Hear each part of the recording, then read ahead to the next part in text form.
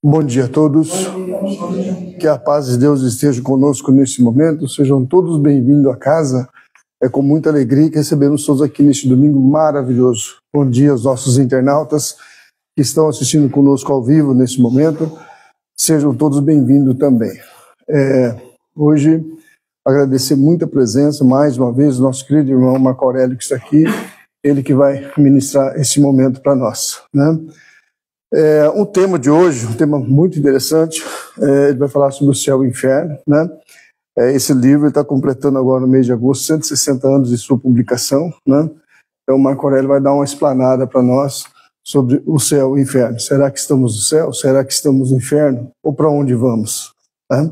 Isso tem que estar dentro de nós, não é verdade? Então eu vou chamar meu querido amigo, irmão Juarez, que está aqui. Ele vai fazer a nossa prece inicial hoje. Juarez. Bom dia a todos.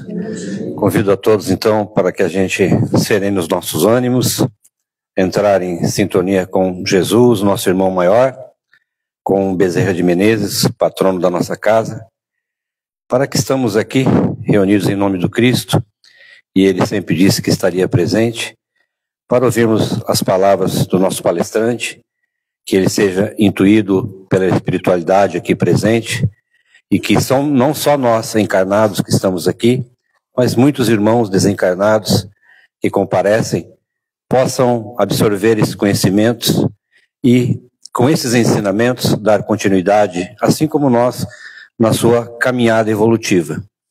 Que o Mestre Jesus nos abençoe a todos. Que assim seja. Que assim seja. Muito obrigado, Juarez. Então, Marco Aurélio, fique à vontade. Obrigado. Bom dia. Jesus nos abençoe, graças a Deus. É sempre uma alegria estar aqui. Vou repetir sempre, né? Nós estamos comemorando, não só com essa fala do Céu e Inferno, os 160 anos desta obra maravilhosa, que é a quarta da doutrina espírita, né? Que é o complemento do quarto livro, a quarta parte do Livro dos Espíritos, que é das experiências e consolações, mas também nós estamos comemorando o aniversário da casa, né? Está completando 37 anos, então é uma dupla comemoração e, para mim, tripla, porque hoje, este mês eu completo 7 anos de palestras aqui, ininterruptas, paramos só na pandemia, né? Então, eu gostaria de agradecer muito a casa, Jonas, que foi que me deu a oportunidade desde o início, e salvo engano, há 3 anos eu sou o palestrante fixo aqui, não porque seja melhor do que ninguém, mas porque eu me propus a fazer essas palestras, a trabalhar isso, e isso é uma coisa que vem de muitos e muitos anos, né? Quando eu falo anos, eu estou falando de encarnações, né? Eu tenho certeza absoluta que eu vim para fazer isso também. Né? Não é à toa que hoje é a 23ª palestra do ano que eu faço, e eu falo isso só com o intuito de dizer que nós temos que estar dispostos ao trabalho. Isso é muito importante para todos nós, e através do trabalho, que é o que diz esta obra, O Céu e o Inferno também, é que nós iremos nos redimir com os nossos males, com o bem que deixamos de fazer. Isso é muito importante para todos nós. É só com o trabalho que nós seguiremos a nossa caminhada. Eu preciso de água. Que seguiremos a nossa caminhada rumo à evolução, rumo à luz, que é o que a gente tem que buscar sempre, certo? Então, tem uma frase que é essa daqui: eu juro por mim mesmo, diz o Senhor Deus, que não quero a morte do ímpio, mas que o ímpio se converta e que deixe o mau caminho e que viva. Isso está em Ezequiel 33:11, e é assim que Allan Kardec começa essa obra maravilhosa, que é o Céu e o Inferno, publicada pela primeira vez em 1º de agosto de 1865, e que trata justamente, principalmente disso que Deus falou aqui. O que é o ímpio? O ímpio é aquela pessoa que não acredita, que é descrente, aquela pessoa que erra, aquela pessoa que não está no bom caminho, né? Então, por aqui, Kardec já começa maravilhosamente bem, mostrando que nós não temos que ter exclusão nenhuma, que é o que diz esse livro aqui, basicamente. Nós temos que trabalhar o nosso íntimo, trabalhar o nosso melhoramento, esquecer a exclusão dos outros, esquecer os outros, né? E quando lembrarmos dos outros, lembrarmos no sentido de fazer o bem, de tratar né, de fazer o bem, de ensinar ou de ajudar esses irmãos que não estão no mesmo caminho, né? Não que nós estejamos no caminho completo do bem, mas se a gente está um pouquinho melhor para ajudar o próximo. É isso que diz basicamente esta obra, e essa obra, importante a gente dizer, não é o foco agora, mas é importante a gente dizer isso, que esta obra, assim como a Gênese, elas foram adulteradas, né? E, infelizmente, nós estamos estudando há muito tempo obras adulteradas, que é a Gênese e o Céu e o Inferno. Quem quiser, eu não vou dar detalhes aqui agora, porque não é o foco é trabalharmos o conteúdo dessa obra maravilhosa, mas Simone Privato, que é uma diplomata brasileira, ela lançou um livro chamado Legado de Kardec, que mostra documentalmente que a Gênese e o Céu e o Inferno eles foram adulterados, né? E isso, pela lei internacional, é impossível que aconteça, porque não é permitido nenhuma alteração sem a anuência do autor, né? Inclusive, existe um tratado protegido por lei, que é a Convenção de Berna, que o Brasil é signatário, e que mostra justamente que não pode ser mudada a não ser com a questão de o autor fazer essas mudanças, certo? Então é importante a gente falar isso, porque a gente tem mudanças significativas, né? Uma delas é sobre a heteronomia e autonomia espiritual, que fala desse livro aqui, ou seja, nós somos responsáveis pelo nosso caminho, não é nenhuma religião, nenhuma igreja, nenhum religioso que é responsável pelo nosso caminho. Cada um de nós é responsável pelo nosso caminho espiritual. E isso é uma das coisas que foram alteradas nesta obra, né? O órgão máximo do movimento representativo do movimento espírita, em 2020, lançou uma carta, está lá no site deles, dizendo ou afirmando que houve essa adulteração, mas isso não desnaturou, né, os ensinos da doutrina espírita, o que eu particularmente não concordo. Estou usando a minha autonomia espiritual para dizer isso para vocês, que eu já estudei. A obra original é essa daqui, é uma tradução do original de Kardec, né? E é da primeira edição, né? Os que a gente está estudando hoje é da quarta edição, que é adulterada. E a Gênesis, a quinta edição, foi adulterada, né? E também tenho a da original. Na Gênesis, por exemplo, só para vocês terem uma ideia, houve mais de 100 entre adulterações, mudança de texto, inclusões e exclusões. Só para vocês terem uma ideia. Isso comprovado, né, pelos estudiosos. Enfim, eu não quero que vocês acreditem em mim, eu quero que vocês vão lá também e estudem, que é o que os espíritos nos dizem. Estude, não acredite em tudo que você está vendo.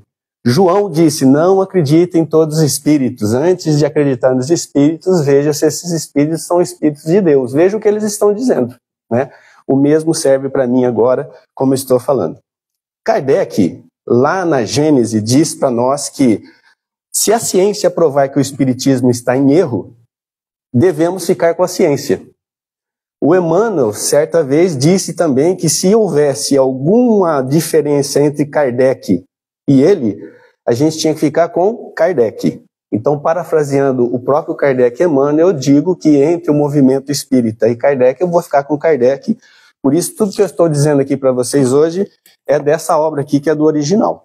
Tá? Quem quiser depois, eu posso até colocar, a gente pode colocar no grupo, né? Essa obra aqui foi publicada pela Fundação Espírita André Luiz de São Paulo. E quem quiser saber mais detalhes sobre tudo isso que eu falei agora, existem alguns livros, que é esse, O Legado de Kardec, de Simone Privato. Tem um outro livro que chama-se Autonomia, que é do Paulo Henrique de Figueiredo, A História Nunca Contada do Espiritismo, e outro, Revolução Espírita, também, que fala justamente de toda essa revolução, não no sentido de brigas, né, mas no sentido da gente estar trabalhando para o nosso engrandecimento, ok?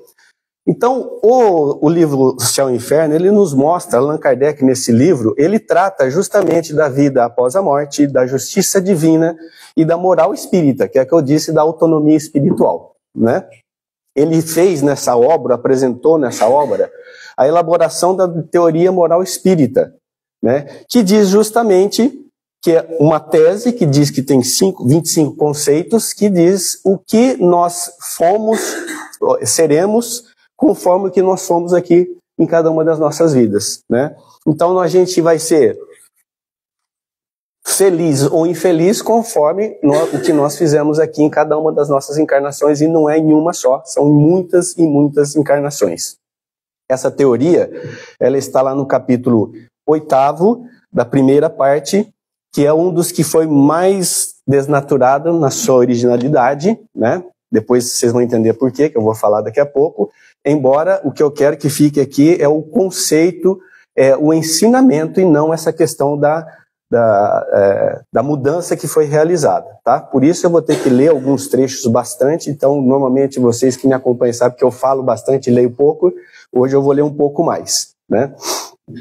Essa doutrina da moral espírita, ela é contrária ao que muitas religiões fazem, que é levando a crença dos dogmas, né, do sofrimento como pena divina, a queda do espírito e outros dogmas que são incompatíveis com a doutrina espírita, que é um que a gente tem hoje na doutrina espírita, por exemplo, o ser entrou na doutrina espírita, ele tem que ficar livre de todos os males físicos.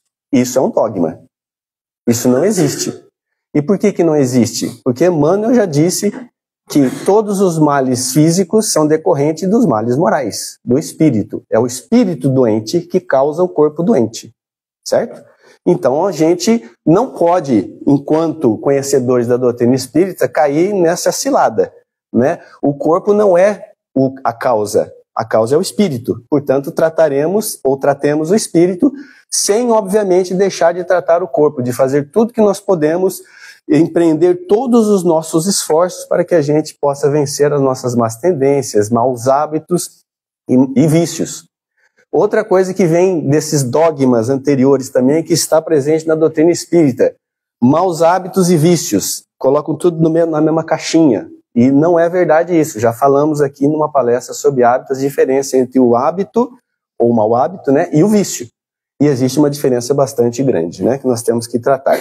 Ok? Então, tudo isso dito, né, o Kardec, ele mostrou justamente que o foco nosso para que a gente tenha uma vida feliz após a desencarnação, após a morte do corpo físico, que é o nosso céu, o nosso inferno, a gente tem que começar a trabalhar agora, né? E quando eu digo começar a trabalhar agora, é nessa, na anterior também foi assim, na anterior da anterior, e da anterior, da anterior, da anterior foi assim, e assim será durante muitas encarnações. É isso que a gente tem que ter em mente, para a gente poder trabalhar, né? Nesse livro, na primeira parte, né, que trata justamente da questão do céu, do inferno, do purgatório e tudo mais, né? O Kardec lembra, e os espíritos lembram, que o mundo sempre conviveu com essa questão da ideia, né, do castigo, né, para que seja um instrumento, vamos dizer assim, de domínio dos seres, né? Então isso aconteceu desde sempre. Então, conforme as pessoas foram tratando essa questão de castigo e recompensa, nós todos que estávamos à época lá de Kardec e antes de Kardec, movidos pelo medo, pela dor, pelo desalento, a gente se submetia às regras externas, né? Que é isso que foi usado em muitas religiões, né? Inclusive na Igreja Católica, e que mudou bastante, graças a Deus, né? Então, esse instrumento, né, esse dogma do castigo, do céu, do inferno, do purgatório, né, das expiações, da recompensa, se a gente for bom, a gente vai ter alguma coisa boa, tudo isso foi criado lá atrás, né? E a época de Kardec tinha tudo isso também, certo? E aí o que aconteceu com a doutrina espírita? Ela veio justamente ressignificar, isso está nessa primeira parte do livro Céu e Inferno, ressignificar todos esses termos. A doutrina espírita nunca negou esses termos, o céu, o inferno, o purgatório, ela nunca negou. Agora, ela ressignifica todos esses termos. Por exemplo, o céu como aquele estado de espírito, não um local, né, como é dito nas outras religiões, nas outras doutrinas, mas é um estado de espírito, né? O fogo que muitos lá viram como fogo, na verdade é um fogo moral, é o fogo da consciência tranquila no caso do inferno. O do céu é o contrário, é aquela sensação maravilhosa de prazer por ter feito o bem que tinha que ter feito, por ter caminhado conforme tinha caminhado. Então essa é a diferença da doutrina espírita em relação a outras doutrinas, ressignificando todos esses esses termos. E no caso do fogo do inferno, é um fogo moral. É aquele fogo que arde no nosso íntimo, no nosso ser, na nossa consciência, por não termos feito o que precisávamos ter feito. Ou seja, não fizemos todo o bem que podíamos e fizemos mal também. Esse é o grande ponto. É isso que a gente tem que tratar. E o céu é justamente o contrário. Fizemos tudo. Significa que aqui, nessa encarnação, seremos livres de todos os problemas, libados? Não. Significa simplesmente que nós estamos no caminho. Essa é a grande diferença do Espiritismo em relação a outras doutrinas, e que de vez em quando a gente tem uma mescla aí dos dogmas anteriores com o Espiritismo, que nós devemos lutar contra isso. Quando eu digo lutar contra isso, não é brigar, mas nós estudarmos mais para entendermos melhor todo esse significado. E o purgatório? O que é o purgatório para a doutrina espírita? Como o próprio nome diz, purgatório vem de purgar, de limpar todas as impurezas.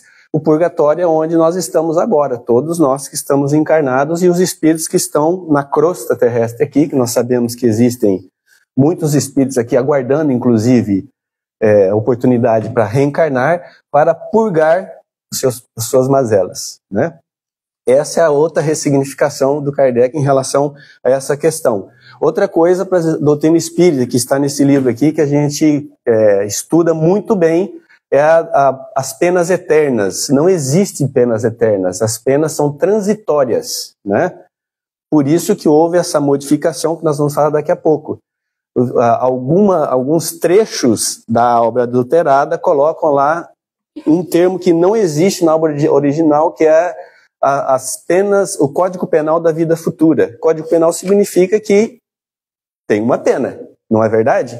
E Deus não aplica pena nenhuma para nós. Ele nos dá oportunidades. Isso não é pena, né? Assim como também tem outro termo na obra adulterada, que está a carne é fraca, que não existe na obra original. Dando justamente essa conotação que eu falei no começo, que muitos espíritas, infelizmente, falam, que quando você entra na religião espírita, né, e eu vou falar religião porque é isso mesmo, deveria ser na doutrina e na ciência espírita, eles dizem que nós temos que nos livrar de todos os males físicos. Quando a gente tem que se livrar dos morais. Os físicos são consequência, né? A carne é fraca diz justamente isso, né? Uma mudança, né, de foco, e é isso que a gente precisa trabalhar. Os espíritos também, nesses capítulos da primeira parte, dizem também que nós, aqui encarnados, nós vivemos a vida animal também. O que eles querem dizer com isso? Que nós, nesse ponto específico, nós somos iguais aos animais. Diz assim, na vida animal, dor e prazer, como também as emoções básicas, alegria, tristeza, medo, surpresa, desprezo, nojo, raiva, são estímulos para as determinações do instinto de sobrevivência. Continuam eles, essas emoções são expressões universais presentes nos seres humanos e em várias espécies animais, ou seja, isso é da natureza. Nós não somos assim porque nós somos imperfeitos, é o contrário, né? Nós participamos da vida animal, mas nós temos algo a mais do que os animais. O que é? O quê? Hã? Raciocínio, inteligência, livre-arbítrio. É isso que é a diferença de nós para os animais que chegarão no estado nominal. Então, dizem os espíritos, por meio dessas faculdades, que é o raciocínio e a inteligência, né, nós temos a razão, a vontade e a imaginação. É isso que nos diferencia, e é isso que nos diferencia também, quanto mais desenvolvido, entre uns e outros seres que estão mais à frente ou mais na retaguarda. Não significa que estejamos muito melhores que os outros. Essa é a diferença maravilhosa da doutrina espírita em relação a outras doutrinas, porque diz que cada um ao seu tempo.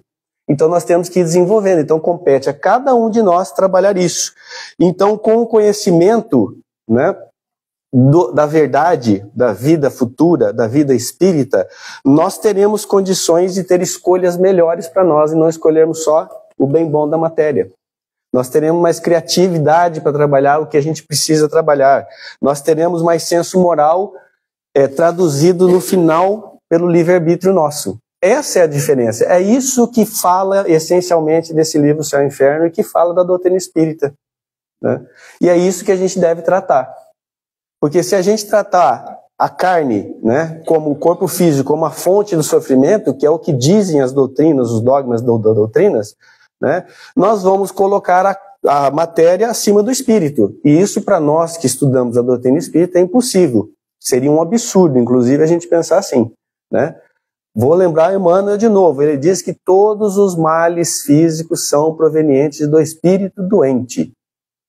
Nós temos que tratar o físico? Temos, mas não adianta tratar o físico e deixar o espiritual de lado, porque vai voltar, porque a causa é o espírito, não é a matéria, né? Então esses dogmas das religiões ancestrais, né, foram criados justamente para o domínio do ser e ainda, coincidência ou não, são utilizados ainda em muitos locais, em muitas religiões, e a doutrina espírita tem um pouco desse viés também, né? E a gente tem que tirar tudo isso, porque a doutrina espírita, ela, segundo os espíritos, ela veio aqui não para ser dominante. Ela não veio aqui para ser a religião do futuro, muito pelo contrário, como diz Leon Denis, ela é o futuro das religiões, porque ela está já na doutrina dos espíritos. Aliás, devia chamar doutrina dos espíritos, não espiritismo para mim, né? Porque está meio desviado em relação ao movimento, né? Por que a doutrina dos espíritos é o futuro das religiões? Porque ela está em todas as religiões. Em todas as religiões, os espíritos estão comunicando as verdades para todos os religiosos, né? Mas tem mudanças, as mudanças são dos religiosos, somos nós que mudamos. O fundo, o cerne de todas é o mesmo e será sempre. Então a gente não precisa ter, então, as questões que nós criamos, né? E quem não criou hoje já criou outras vezes, por isso que está meio briguento, assim como eu, por exemplo, né, Renato? Fica brigando com essas coisas, né, Jones? O espiritismo, ele mostra justamente a autonomia espiritual, ou seja, é ou não a proibição, é ou não a exclusão, é ou não as regras, é ou não a idolatria, é ou não a pessoas que são acima de todos. E nós temos isso no espiritismo também, não é mesmo? Nós temos que acabar com isso, né? Nós temos os nossos, né, próceres, nós temos Chico Xavier, Divaldo, Raul Teixeira, mas nós temos muitos outros também, tanto quanto importantes quanto eles, e que não são falados. Por quê? Justamente porque a gente vai levando um pouco pela idolatria. Quando que a gente vai mudar isso? Quando a gente tiver conhecimento total e, como diz Pai Benedito de Aruanda, que é uma entidade da Umbanda, diz assim que nós todos temos que estudar as obras espíritas em seus detalhes. Não foi um espírito do espiritismo, aspas, né? Porque ele também é do espiritismo, né? Para a gente ver como a gente está bastante equivocado em relação a essa universalidade da doutrina dos espíritos. E é isso que esta obra essencialmente fala e que tem que trabalhar, né? Essa obra também, nessa primeira parte, eu já vou no principal dela, que é na segunda parte, no capítulo 8 da primeira parte, que são os conceitos da doutrina espírita sobre a vida espiritual, né? Mas nessa parte ela diz assim, ó: estando a sorte das almas nas mãos de Deus, ninguém pode nesse mundo, por sua própria vontade, autoridade, decretar o Código Penal divino. Ou seja, já deixa claro para nós aqui que não somos nós que vamos impingir nada para ninguém. Não somos nós que vamos definir se esse ou aquele vai trabalhar, não vai trabalhar, vai ser excluído, não vai ser excluído. Isso é coisa de Deus. Por que nós ainda insistimos nessa esparrela, né? Nós temos que mudar isso, porque a doutrina espírita já trouxe tudo isso para nós. A doutrina espírita, ela veio não de um homem só, ela não veio de um espírito só. O Kardec, ele só juntou tudo, mas junto com ele tinha uma série de espíritos e ele ouviu todos os espíritos, desde os mais imperfeitos, no último grau de imperfeição, até os mais puros. Não foi isso que ele fez? Por que a gente tem que ficar com essa separação? Impossível isso. Ainda mais com esses conhecimentos que nós temos aqui, estão claros para nós, né? Por isso mesmo que o Espiritismo, ele mostra para a gente que ele veio fundado na observação de fatos, não é o que eu acho. A gente não precisa mais ficar elaborando mais nada da doutrina espírita, que ela está prontinha, bonitinha, só a gente seguir o que está ali, né? Então, o Kardec coloca assim, ó, por isso o Espiritismo se fundamenta na observação dos fatos em milhares de depoimentos para extrair deles os princípios gerais, confirmando o ensinamento dos bons espíritos. Isso é a universalidade do ensino dos espíritos. Portanto, a gente não precisa mais ficar traduzindo, não precisamos ficar elaborando, discutindo. Nós temos que discutir, sim, como a gente vai fazer para fazer aquilo que eles estão falando para nós acontecer. É isso que a gente precisa discutir. Esse é o intuito, ou deveria ser o intuito de todos os grupos. Mas nós insistimos em colocar alguém sempre acima, o sabe tudo, a pessoa que tem todo o conhecimento, quando isso não é verdade. Todos nós, mesmo aqueles que não têm conhecimento nenhum de religião, têm alguma coisa do Espírito para dar para nós. Por menos conhecimento que tenha. Vamos tratar isso de forma melhor. Os Espíritos nos dizem isso, né? Por isso que a gente não precisa mais elaborar mais nada, a gente não precisa criar novos conceitos, a gente não precisa nada disso. A gente não pode excluir, a gente não pode ter superioridade, a gente não pode ter as leis mundanas. O que são as leis mundanas? Pode e não pode. Que é isso que acontece nas doutrinas religiosas, inclusive no Espiritismo, né? Todos aqui já tiveram mais de uma casa além dessa aqui que estamos e já viram isso. Você não pode fazer isso, porque se você fizer isso, você não pode fazer o trabalho aqui, né? Daqui a pouco nós vamos ver sobre isso, não é verdade? Então, gente, nesse trecho também, nessa primeira parte, melhor dizendo, do livro O Céu e o Inferno, o Kardec mostra justamente que a época que ele estava, e um pouco antes também, as massas eram mantidas sob os dogmas das religiões ancestrais e pela fé cega. Era o niilismo, como dizem, né? Que é o nada. O que valia era a matéria. Matéria era tudo, e inclusive os dominantes, né, inclusive o clero estava entre os dominantes, eles viam assim, dessa forma. Todo mundo via assim, não tinha mais nada além da matéria. Só que aí chegou algum momento que todos esses dominantes começaram a ficar com medo, começaram a se preocupar. Falaram assim, viu, mas será que não tem nada mesmo além da matéria? E se tiver, como que vai ser? Eu vou perder essa mordomia que eu tenho aqui, esse poder que eu tenho aqui? Essa é a discussão em determinado momento, né? E aí começaram a ficar com medo e começaram a querer olhar para o outro lado, que não da matéria, né? Foi justamente nesse momento que surgiu o Espiritismo, né?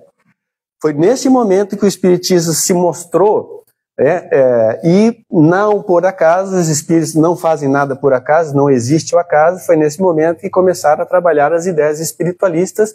Infelizmente já começaram a ser desvirtuadas, né? Porque nós somos bons para desvirtuar as coisas, né? Mas foi nesse momento especificamente que os Espíritos prepararam toda essa questão para a gente ter essa doutrina maravilhosa que nós temos hoje, esse caminho que nós temos hoje para que a gente possa trilhar a nossa evolução, né? Não por acaso também, quando aconteceu isso, as ciências todas já estavam desenvolvidas, né? Que isso é falado também nesta obra. As ciências todas desenvolvidas tiraram as questões sobrenaturais, por exemplo, que todos tinham como sobrenatural, que não é nada de sobrenatural. As aparições, por exemplo, né? Nada mais são uma condensação da energia do espírito, que acontece quando a gente está num clima frio, aí aquece a água, aquecida ela se transforma em vapor, né? Mesma coisa, é o mesmo princípio. É uma comparação, inclusive, que os espíritos dizem, né? Então, neste momento foi que surgiu, e não por acaso também aqui o espiritismo foi muito atacado, justamente porque ele contrariou todas as regras de então. Não por acaso também hoje acontece isso no espiritismo, né? Quando a pessoa questiona, quando a pessoa trata alguma coisa que quer entender mais, né? Essa pessoa, ou ela é excluída, ou ela é tida como uma pessoa que não quer seguir a doutrina, né? E a gente tem que lembrar que a doutrina espírita, ela é uma doutrina científico-filosófica com fundo moral e consequências religiosas. Ela não é uma religião com fundo científico. Ela é uma doutrina científica, filosófica, e o Kardec deixou bem claro isso, que a ciência e a filosofia, elas não param nunca, estão questionando sempre. Diz isso nesse livro aqui. Portanto, o questionamento é importante para todos nós. Mesmo que a pessoa esteja em erro no questionamento dela, mas esse questionamento é importante para o crescimento dela. Então, quem está com ela tem que ajudá-la. Não é assim que é visto hoje as pessoas que questionam. As pessoas que colocam temas que muitas vezes não são queridos dos que estão acima da doutrina. Então a gente tem que parar com isso, porque não é isso que diz a doutrina espírita, né? A gente tem que tratar de forma diferente isso, e o Espiritismo veio justamente para desmistificar tudo isso. Não tem dono do Espiritismo, né? De vez em quando eu assisto um rapaz que é de Belo Horizonte, ele é psicanalista, eu sempre falo isso no nosso grupo, né? Ele se dedica a tratar que não existe, aliás, ele se dedica a tratar das religiões, entrevista muitas pessoas de religiões querendo provar para ele que Deus existe. Ele não acredita em Deus. Então ele fala, eu queria muito de coração que me provasse que Deus existe. Aí entrevista muitos religiosos, de várias religiões. No Espiritismo, todos que eu vi, a pessoa começou a falar assim, era a religião, era a casa do Renato, era a casa do Juarez. Então, se uma casa espírita é a casa do Juarez, é uma casa espírita? Óbvio que não, porque não existe isso na religião. A religião não é de ninguém, a religião é de todos, né? E a religiosidade mais ainda de cada um. Então a gente tem que tratar isso de forma diferente. A gente não pode querer que todos sigam uma pessoa só. O Espiritismo não diz isso, né? Ele diz justamente o contrário, que o desenvolvimento das ideias, isso está nessa primeira parte do livro Céu e Inferno, né, dos conhecimentos, é um método científico. Sendo um método científico, nós temos que estudar. Nós temos que olhar vários livros. Nós temos que ouvir um palestrante, como vocês estão ouvindo agora, e depois sair daqui e lá ver nos livros que ele está citando, se ele cita, se aquilo que ele está falando realmente é fato. Se não temos os livros, vamos atrás para ver se aquilo, esse negócio aqui, não achei isso muito legal não. Vai e pesquisa. Isso é poder, capacidade e responsabilidade de cada um de nós, né? Vocês não são obrigados a acreditar em todos que vêm aqui, todos os dirigentes de grupo, todos os pastores, quem é das outras religiões, todos os padres, não são e não somos. Nós temos que buscar o nosso caminho. Esse é o caminho. Porque os espíritos mostraram isso nessa codificação maravilhosa. Kardec diz nesse livro assim, ó, são os próprios seres que deixaram a Terra que vêm nos iniciar nos mistérios da vida futura, descrevendo sua posição feliz ou infeliz, suas impressões e suas transformações na morte do corpo. Ou seja, o que eles passam depois que vão embora. O Espírito vem hoje, em suma, completar nesse ponto, o ensino de Cristo. Veja que Kardec disse, vem completar, ele não vem explicar nada. Então nós aqui encarnados também não temos que explicar nada. Nós temos que pegar as informações, que estão todas maravilhosas, aqui dentro da doutrina espírita e das outras religiões também, e aplicar. Não temos que discutir se isso está certo, se isso está errado, se esse é o caminho, se não é esse é o caminho. Eu acho que é isso aqui, eu não acho nada. Está ali. O que eles dizem? Você tem que fazer o bem, você tem que trabalhar. Através do trabalho é que você vai evoluir, que você vai resolver as suas mazelas. É isso, né? Aí vem um dogma, que para mim isso virou um dogma na doutrina espírita, infelizmente, em muitas casas, que você não pode trabalhar porque você tem esse ou aquele vício que eles acham que é o vício, né? E aí, se os espíritos dizem que o único caminho que nós temos é o trabalho, nós vamos excluir esse irmão? Nós não vamos permitir ele o caminho que ele tem? Isso é ridículo, né? Vamos dizer aí, né? Absurdamente ridículo no meu ponto de vista. Estou usando a minha autonomia agora, como sempre, né? Nenhuma dessas revelações, segue Kardec, foi a um único indivíduo que poderia deixar se enganar pelas aparências, nenhuma visão estática que se presta às ilusões. Visão estática, o que eles querem dizer? São aqueles irmãos espíritos encarnados que fazem desdobramento. Então, muitas vezes, essa visão estática eles fazem o desdobramento e têm as visões, né? E muitos tiveram visões, Swedenborg foi um deles, por exemplo, Jackson Davis, né? Que são espíritas, médiuns, melhor dizendo, que se perderam na sua mediunidade porque tiveram isso, foram enganados, né? E os espíritos deixam bem claro que a autoridade da doutrina espírita não vem de um indivíduo só, não vem de um ser espiritual só, vem de muitos, milhares e milhares e milhares. por que nós então temos que colocar os luminares aí como os principais? Outro absurdo, né? E aqui quem está dizendo não sou eu, é o Allan Kardec, os Espíritos, está aqui na obra, né? Conclui ele assim: foram e são inúmeros intermediários disseminados sobre todos os pontos do globo, de tal sorte que a revelação não é um privilégio de ninguém, que cada um pode ao mesmo tempo ver e observar. Ou seja, ninguém é obrigado a crer pela fé de outrem. Olha a nossa responsabilidade. Não só a responsabilidade de não ouvir o outro e atender cegamente, mas a responsabilidade de fazermos a nossa parte também. Não é mesmo? É isso que a gente tem que trabalhar, né? Nesse capítulo, nesse item, ou nessa primeira parte do livro do Céu e Inferno, que tem lá os capítulos O Medo da Morte, O Céu e Inferno, a Doutrina das Penas Eternas e assim por diante, tem o capítulo 8. Esse capítulo 8 é onde Kardec traz justamente 25 conceitos fundamentais que ele define como a representação da lei da justiça divina após a nossa desencarnação.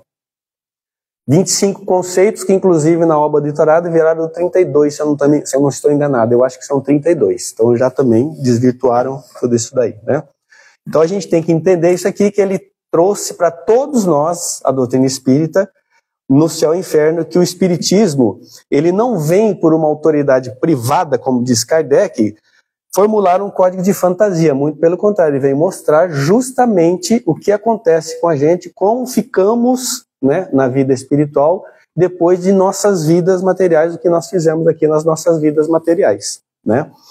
Diz ele, isso é importante eu ler para vocês: a ciência espírita caracteriza-se pelo método da universalidade do ensino dos espíritos superiores, composto por diversidade de origem de comunicações concordantes, vejam, que pode ser confirmadas em qualquer parte do mundo, em qualquer tempo, sendo esse caráter essencial da doutrina espírita. Ou seja, nós temos que comprovar a todo momento o ensinamento que nós temos dos espíritos. E a gente sabe, quem trabalha em trabalhos mediúnicos, sabe que tem muitos, os pseudo-sábios estão aí aos borbotões. Não só no mundo dos desencarnados, como nos encarnados. Então a gente tem que ter essa atenção, né? Vamos olhar para a doutrina espírita como deve ser. Ou seja, sem personalismo, sem grupos fechados, sem escolhidos, e tudo isso nós temos na doutrina espírita. Então nós temos que trabalhar conforme está escrito aqui nos livros, né? Quase que eu falo escrituras, né? Mas não é escritura, é livros da doutrina espírita, né? Nos ensinamentos da doutrina espírita. E é isso que a gente deve. Nesse capítulo 8º, que ele traz os conceitos, e depois, na segunda parte, em todos os capítulos, ele traz a comprovação de tudo que nós vamos falar nesse capítulo 8º, por isso que eu vou me concentrar nele, e depois, em outra oportunidade, nós falamos da segunda parte. Mas a segunda parte é que tem os capítulos do passamento, como que é a nossa mudança, né, de estado, fala dos espíritos endurecidos, dos suicidas, dos em condições medianas, dos espíritos felizes, né, daqueles que são arrependidos, enfim, confirmando tudo que ele fala nesse capítulo 8º, que é as penas futuras segundo o Espiritismo, certo? Nesse capítulo, então ele começa, o capítulo 8º, com os conceitos da doutrina espírita. Ele começa assim: a alma, ou espírito, sujeita-se, ou seja, ela sofre, né, na vida espiritual as consequências de todas as imperfeições das quais não se despojou durante a vida corporal. Ou seja, quando a gente desencarna, na hora que a gente está no mundo dos espíritos, a gente se sujeita, como diz aqui, a gente sofre justamente porque a gente não conseguiu fazer o que a gente tinha que fazer na nossa encarnação, né? Esse é o primeiro conceito. O segundo, sendo todos os espíritos perfectíveis, isso é muito importante, esse aqui para mim é o principal, o fundamental, que trata da autonomia espiritual. Sendo todos os espíritos perfectíveis em virtude da lei do progresso, trazem em si os elementos de sua felicidade ou infelicidade futura e os meios de adquirir uma e de evitar a outra trabalhando em seu próprio adiantamento. Ou seja, isso é próprio, é de cada um, e nós somos perfectíveis, nós não estamos condenados, né, a viver eternamente em erro, né? Não por acaso, esse item aqui não existe na obra adulterada, só existe na obra original.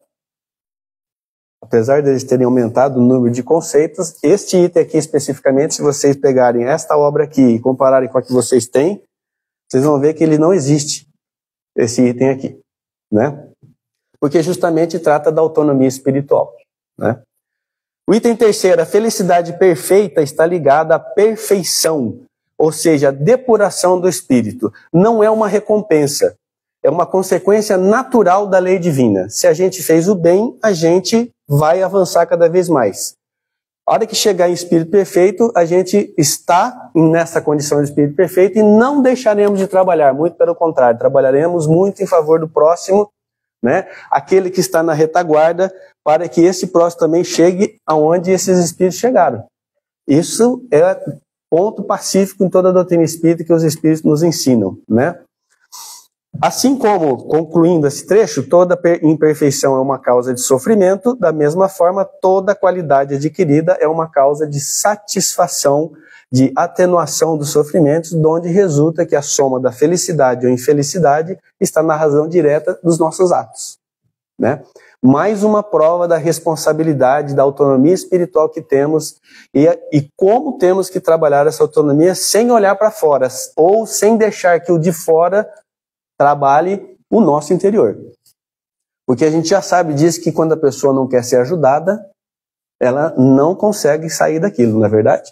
Nós podemos fazer o que a gente quiser para essa pessoa. Se ela não quiser, ela vai continuar do mesmo jeito que ela estava, né?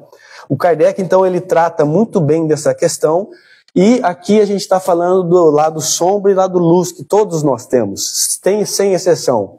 Não há um espírito encarnado hoje que não tenha o lado sombra e o lado luz, e é justamente isso, por isso que ele diz aqui que nós somos perfectíveis, né? Então, hipocrisia nossa, absurdo a gente querer impor alguma coisa aos outros, não é verdade? Porque cada um vai seguir o seu caminho, cada um segundo suas obras, segundo Jesus disse. Então é ridículo, né? A gente, para dizer bem a verdade, a gente querer melhorar o outro, a gente olhar o cisco no olho do outro, não olhar a trave no nosso olho, que é o que nós fazemos muitas vezes, todos nós em alguma situação de nossas vidas, e fazemos nas religiões também. Julgamos muitas vezes num ato impensado, né? Isso a gente tem que tirar de nós. E é isso que a doutrina espírita diz. Nós somos todos perfectíveis, cada um vai ser no seu tempo.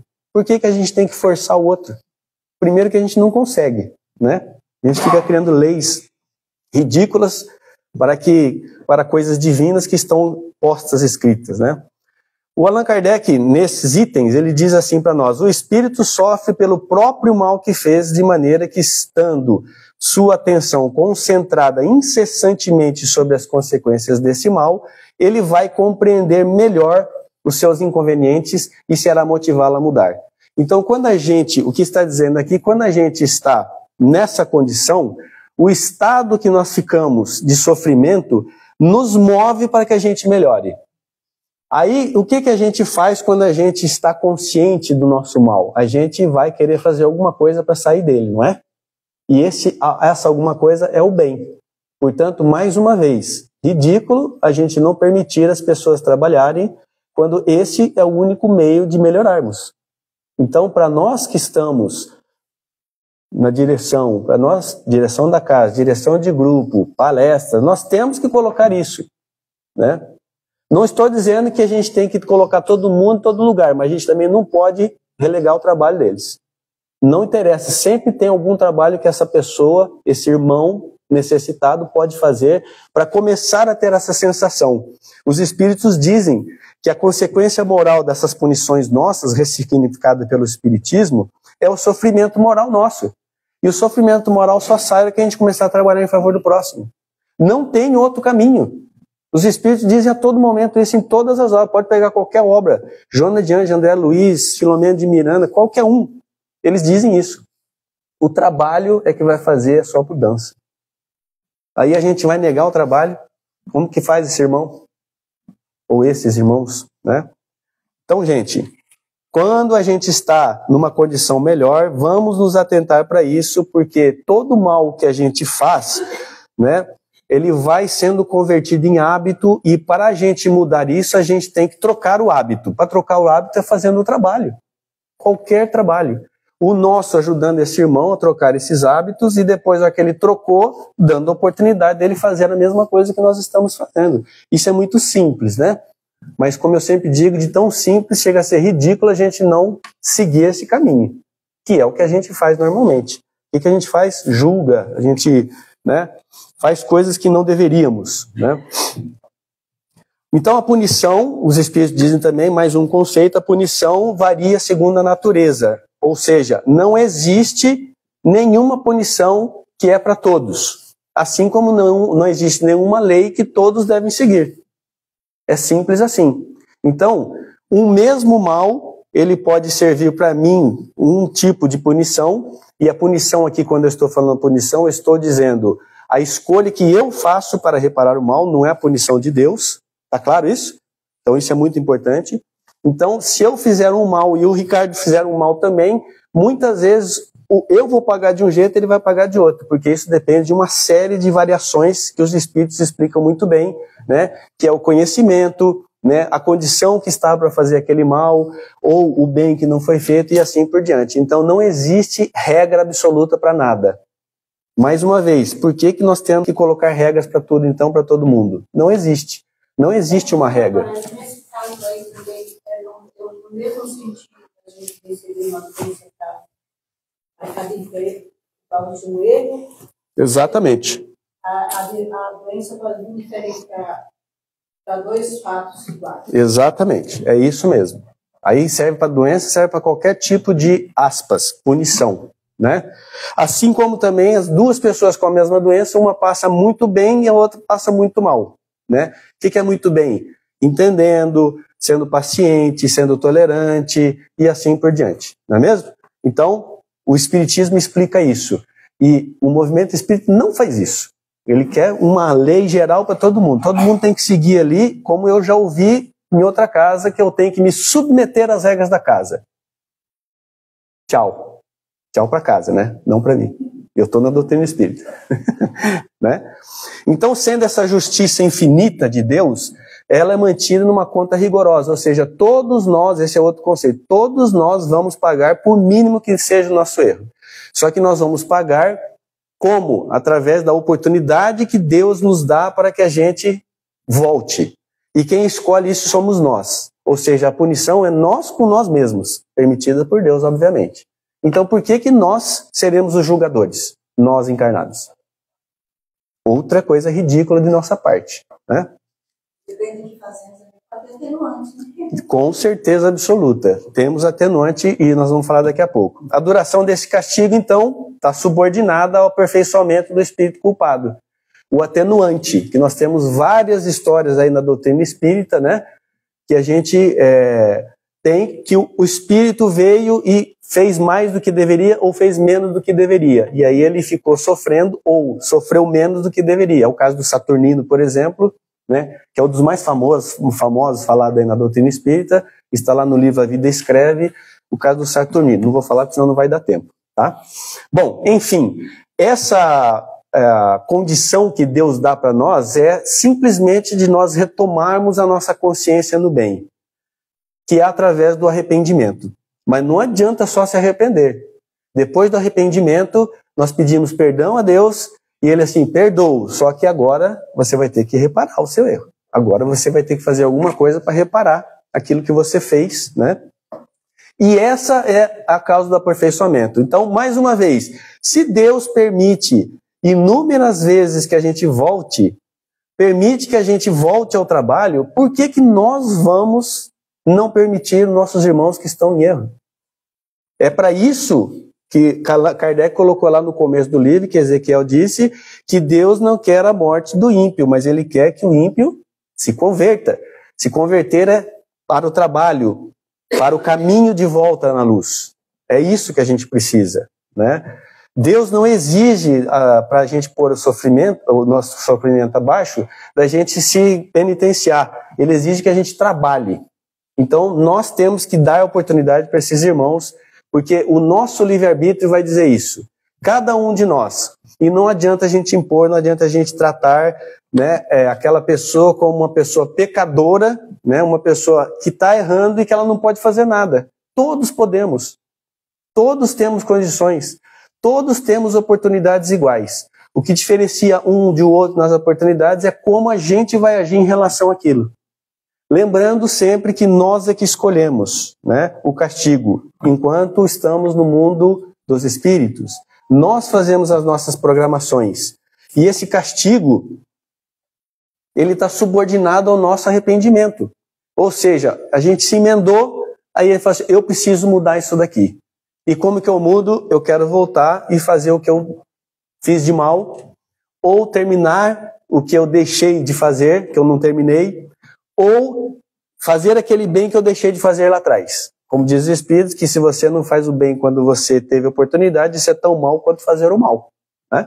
Então, todas essas oportunidades nós temos e, portanto, não podemos darmos uma de Deus e não permitir que os irmãos façam o trabalho, qualquer que seja. Gente, isso é muito importante na doutrina espírita e nós temos que seguir esses ensinamentos que estão nessa obra maravilhosa aqui, que é o que vai fazer a gente ser melhor ou pior, ou estar melhor e pior lá no mundo dos espíritos, né? Na nossa vida verdadeira. Outro item, qualquer que seja a inferioridade ou a perversidade dos espíritos, Deus nunca os abandona. Aí os espíritos estão falando aqui da perversidade mesmo, que ele diz que os espíritos perversos, muitas vezes quando eles se tocam nessa perversidade, eles querem mudar, e a única forma de mudar qual é? Fazendo o trabalho. Quando ele faz um trabalho no sentido do bem, tem aquele alívio, aquela sensação maravilhosa, e essa sensação maravilhosa é que vai fazer com que a gente tenha ânimo para mudar cada vez mais. Olha a importância de nós não permitirmos alguém fazer algum trabalho. Esse é o caminho. Os espíritos estão dizendo, eles dizem que a gente tem uma sensação maravilhosa, e quem já fez o bem sabe o que eu estou dizendo, né? E essa sensação é que nos dá ânimo para que a gente siga nesse caminho. E se a gente não tiver oportunidade, como fazemos? É impossível a gente seguir o nosso caminho, né? Então veja a importância de nós aqui encarnados permitirmos, na medida da condição das pessoas, obviamente, não estou dizendo que é qualquer um que pode entrar em qualquer trabalho, certo? Então vamos deixar isso bem claro, senão daqui a pouco vão sair falando que o Marco Aurélio falou que todo mundo tem que fazer trabalho, não é, mas todo mundo tem lugar na casa religiosa, qualquer que seja, em trabalhos nas casas religiosas. Alguma coisa tem para ajudar esse irmão para sair daquela condição, né?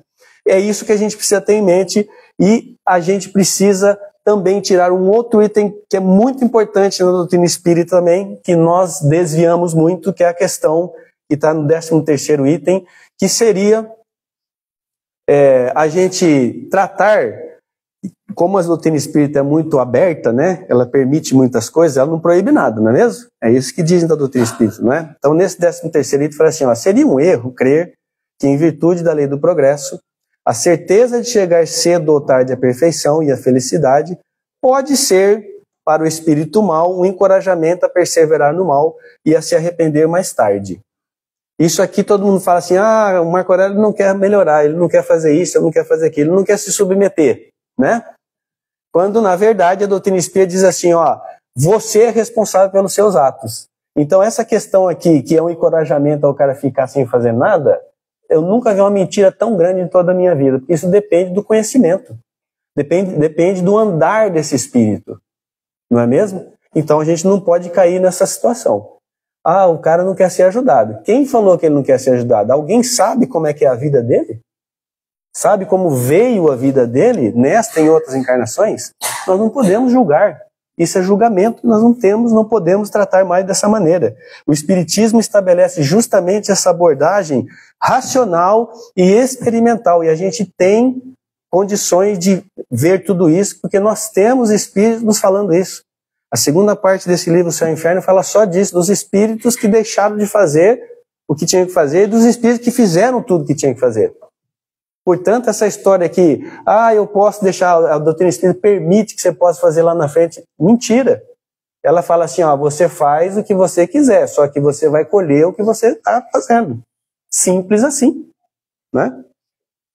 Então nós devemos trabalhar bem todas essas questões, ok? Bom, diante de toda essa lei, que é a lei do livre-arbítrio, né, que os Espíritos nos ensinam, que Deus dá a responsabilidade de cada um segundo as nossas faltas pessoais ou segundo as nossas obras no bem, então todos nós estamos sujeitos a ela. Ninguém está livre disso e Deus sempre traz para nós as oportunidades maravilhosas. Esses trechos agora eu vou correr, que é do 14º ao 19º, que fala disso que eu vou falar agora para vocês, né? Eu vou passar rapidamente, que são os menos importantes, não que não sejam, mas são os menos, né?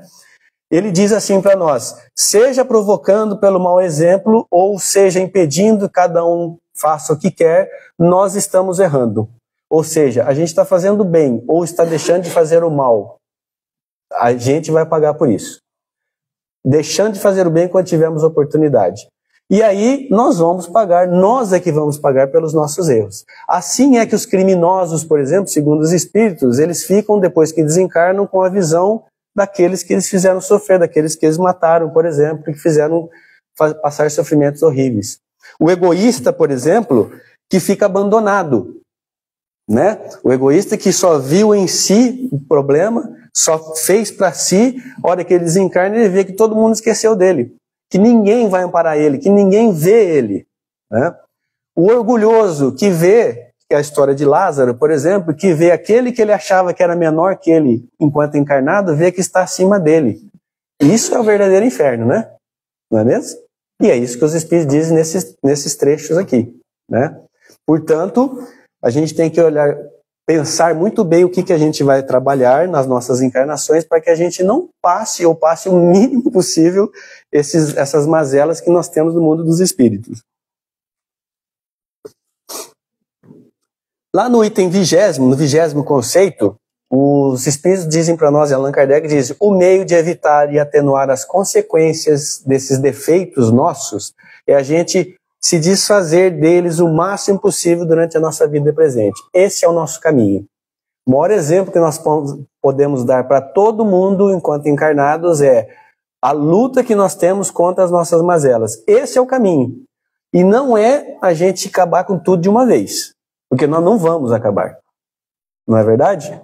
Impossível, os espíritos nos dizem isso, né? É impossível a gente acabar, porque nós somos espíritos imperfeitos, mas isso não significa que a gente não pode ter um esforço muito grande, né, proveniente de nossa vontade, que é o que os espíritos dizem que mais nos falta. Questão 909 do Livro dos Espíritos, eles dizem que a gente, muitas vezes, podemos trabalhar nossas imperfeições com situações pequeninas, mas o que nos falta é a vontade, dizem eles. A gente pode caminhar muito bem para a nossa evolução com situações pequeninas. E olha que eles não falam que são grandiosas, né? Mas nos falta vontade. A situação nossa, então, do mundo dos espíritos, vai depender do que nós fizemos agora. E essa nova encarnação que a gente sempre tem oportunidade é a encarnação para a gente fazer o trabalho. Então, mais uma vez, vamos tratar de ajudar todos aqueles irmãos que estão na nossa retaguarda, assim como somos ajudados aqueles que estão à nossa frente, né? Essa nova encarnação que a gente tem e tem oportunidade é da lei do progresso, é obrigatória. Nós temos que passar por isso. Isso está no 21º conceito. Nós não vamos fugir desta lei. Nós vamos ter que voltar. Agora, o que nós vamos fazer, como nós vamos tratar isso, aí é o nosso livre-arbítrio que vai dizer. É o que a gente está querendo. Como a gente está querendo. Nós queremos ir mais rápido lá? Eu quero. Está difícil, mas eu quero um pouquinho mais rápido, né, para a perfeição. Né? Mas é meio complicado isso, né, Ricardo? Né, Tereza? Né? Então a gente tem sempre essa opção, vamos aproveitar o máximo possível, não significa que devemos nos tornar santos, que nós não nos tornaremos. Nós temos que desenvolver aquele mecanismo, a luz vermelha, como diz Hermínio Miranda no livro Diálogo com as Sombras, que vai nos tirando das distrações materiais. Né? É uma luz vermelha que ele diz que tem que a gente sair e falar assim, opa, isso aqui é bom só para a carne ou é bom para o espírito também? Tem que ser bom para os dois. Se for bom só para a carne, não é para o espírito. Aí a gente vai estacionar. A gente não vai evoluir do jeito que tem que evoluir. Né? Bom, o sofrimento na Terra, então, E as vicissitudes e atribulações, no sentido aqui proposto, que os Espíritos estão dizendo, são um ato da vontade livre nossa. Não é punição, não é que Deus falou assim, Marco Aurélio vai sofrer agora, vai lá na casa espírita, vai ter que ser palestrante para falar tudo que ele não fez da outra vez. Não é isso. Eu é que escolhi, porque isso aqui serve mais para mim do que para vocês. O que eu digo, normalmente, né? Mas serve para todos nós. Então, nós escolhemos o meio, nós escolhemos a família, nós escolhemos se a gente vai lutar contra um vício ou contra um mau hábito, de novo, tem diferença. Nós escolhemos o país, nós escolhemos tudo. Então, se a gente escolhe, se a gente está na condição, por exemplo, escolhemos que a gente estará numa encarnação na homossexualidade, nós escolhemos. Então, por que que os outros vão ter que condenar isso? Se nós escolhemos e nós estamos nessas condições, é porque foi permitido para a gente lutar contra as nossas mazelas, né? E a homossexualidade não é uma mazela, já vamos deixar claro aqui, né? É uma condição do ser por uma série de fatores que também não tem uma regra geral, né? E são espíritos que estão em evolução assim como nós, né?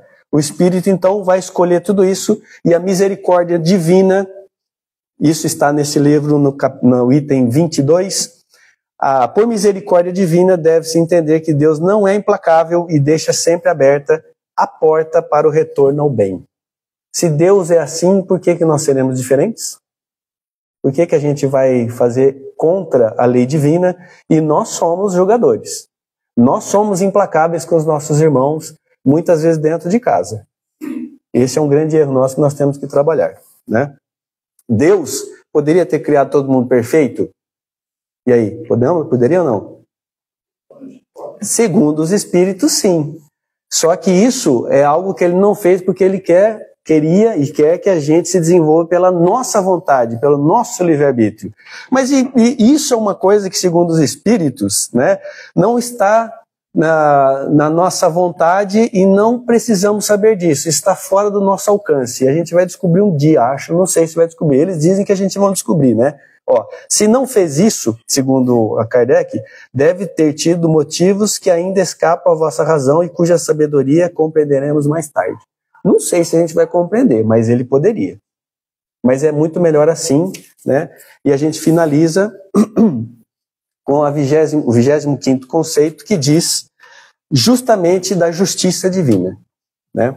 Ele trata assim, ó, da injustiça, mas vocês vão entender por que é a justiça. Se Deus tivesse criado seres privilegiados, mais favorecidos que outros, gozando sem trabalho da felicidade ou do conhecimento, que isso é algo muito relevante aqui nas nossas casas, né? Ele seria injusto, correto? Então ele não é injusto. Ele criou todos nós iguais e nenhum espírito em sua formação é mais bem dotado que o outro, por melhor que ele esteja. É isso que diz os espíritos. Todos nós chegaremos ao fim e para a gente chegar ao fim a gente vai passar pela fieira do mal, pela fieira da ignorância, pela fieira do bem também. Todos nós. A diferença entre um e outro é o tempo. E o tempo é diferente justamente porque cada um de nós usa o nosso livre-arbítrio, nossa vontade, nossa coragem para fazer o que tem que ser feito. Simples assim. Portanto, não podemos condenar, não julgar ninguém. Se tem alguém que está atrás de nós, tem alguém que está à frente. Então, se a gente condenar o de trás, nós vamos ser condenados pelo da frente? Não, né? Isso não é a justiça divina, não é de Deus.